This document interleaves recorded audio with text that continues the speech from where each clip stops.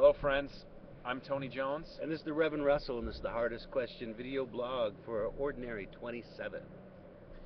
Um, you brought up an interesting point off camera here at the end of this passage. Jesus mentions everyone you're going to leave, but no mention of spouse.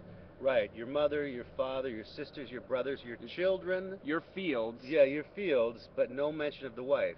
And we were just thinking in contrast to last week, where he says, if you get a divorce, you are an adulterer and it's bad. Right, so you think, well, is it because Jesus wasn't married, so it's just not what occurred to him? Right. To mention spouse? Or is there some kind of different social contract? Why is it like to leave all these other relationships is what you need to do to follow?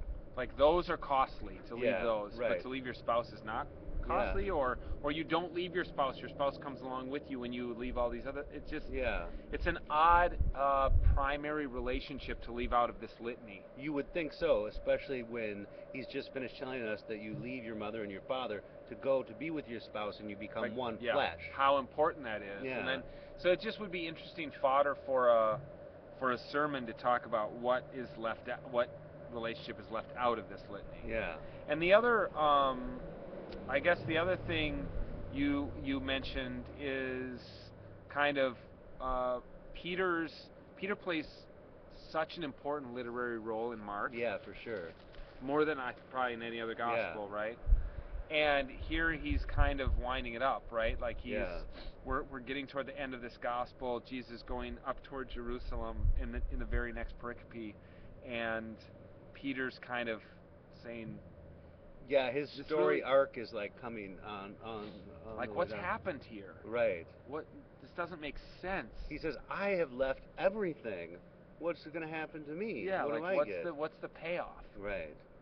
And Jesus doesn't really have. I mean, he does have an answer for him that you're going to have eternal life.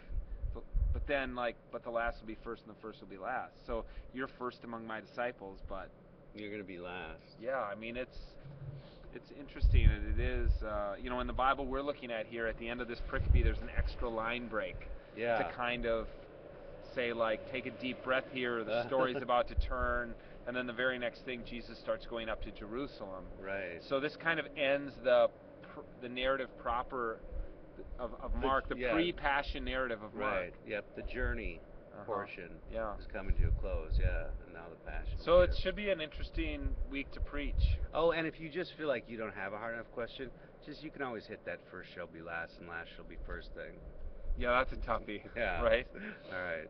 So let us know how you preach, and thanks for watching. Bye.